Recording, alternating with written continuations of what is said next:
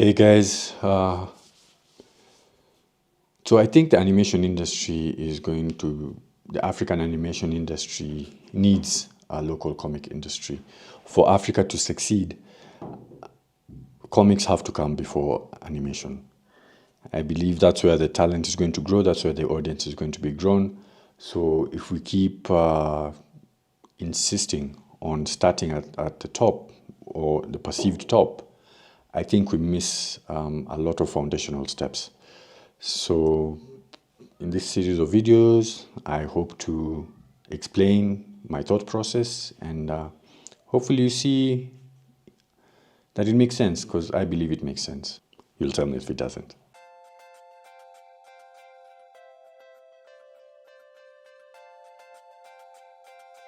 Welcome to this special dive into the African comic industry.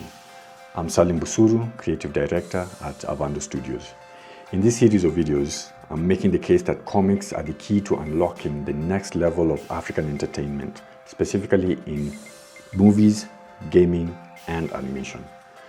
In 2023, I got the incredible chance to attend the Creative Africa Forum in France, and while there, I met creators from across the continent, Nigeria, Kenya, South Africa, you name it, plus more amazing creatives from France.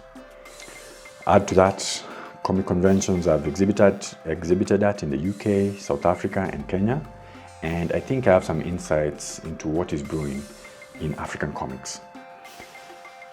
So today, I'm looking to unpack that for you in this series of videos. We are talking untapped stories, massive potential, and why we believe comics are the key to unlocking Africa's creative future. Yeah. This is just the first of a series of 8 videos, so stick around, hit that subscribe button, follow, like, and all that good stuff, and let's get into it. Let me start with a question to you. What do you visualize in your mind when you're reading African fantasy? What does an African Lord of the Rings look like? Yeah? What would an African dragon look like? And that, among other things, is the gap that I believe comics can bridge for the African entertainment scene. So, where's the African comic industry at? African entertainment is booming, think music with Afrobeats, stars like Burna Boy pulling over 1 billion streams on Spotify in 2023 alone, on Nollywood churning out over 2,500 films a year, rivaling even Bollywood in output. Yeah, but comics, they're still finding their footing alongside gaming and high concept movies. The big expensive sci-fi stuff like Star Wars and The Matrix, among others. The global market was worth 15.5 billion in 2023, but Africa's slice of that pie is tiny, say less than 1% by some estimates. And compare that to manga's $10 billion haul, it's an insane gap. Yeah.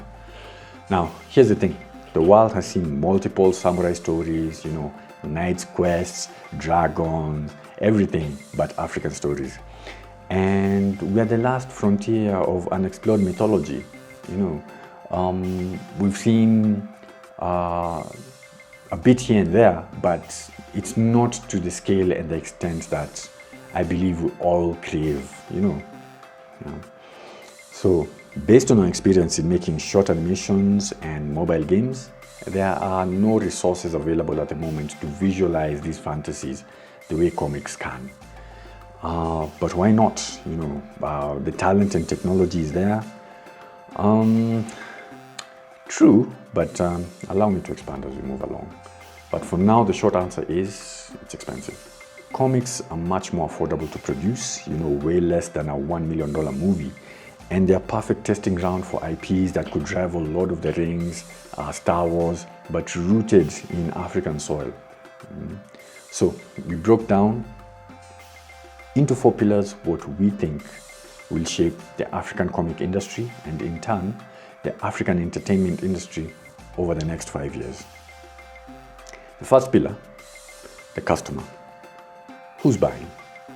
Comic readership in Africa is growing, South Africa's Comic-Con Cape Town drew 20,000 fans in 2023, up 25% from the year before, but we're still talking niche, because most revenue comes from urban youth, teens and 20-somethings with smartphones, and diaspora communities in Europe and the US.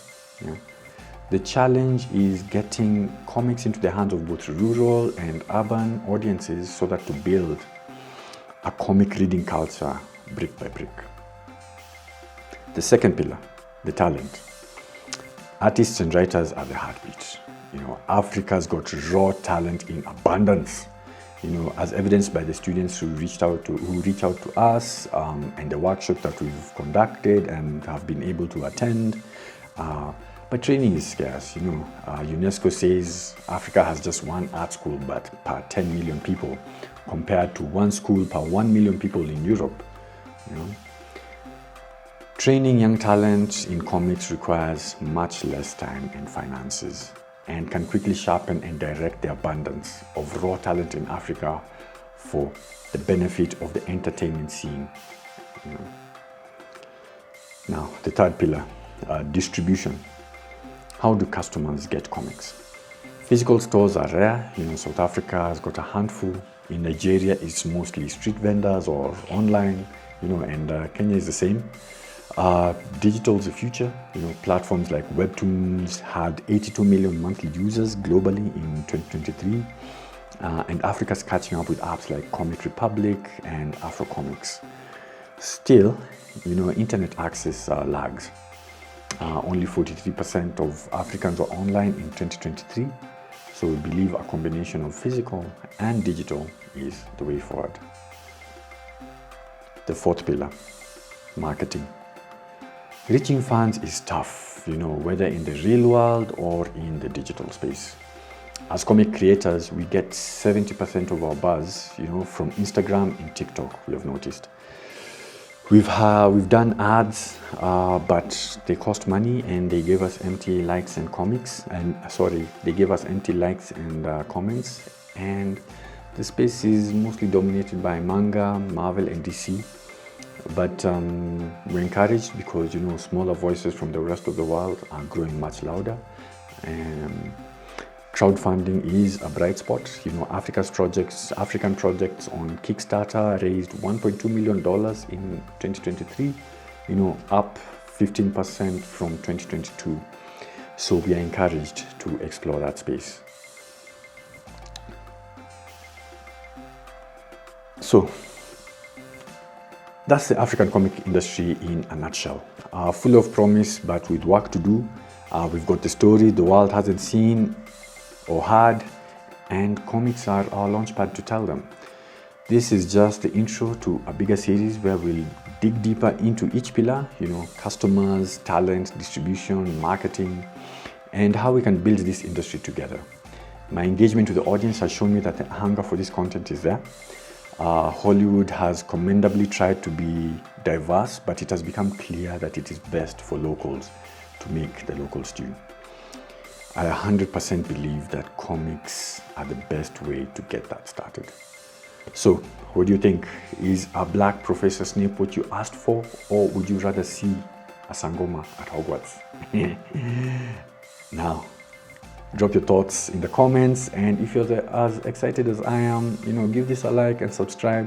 We've got more coming your way, so stay tuned. Until next time, keep growing and stay safe.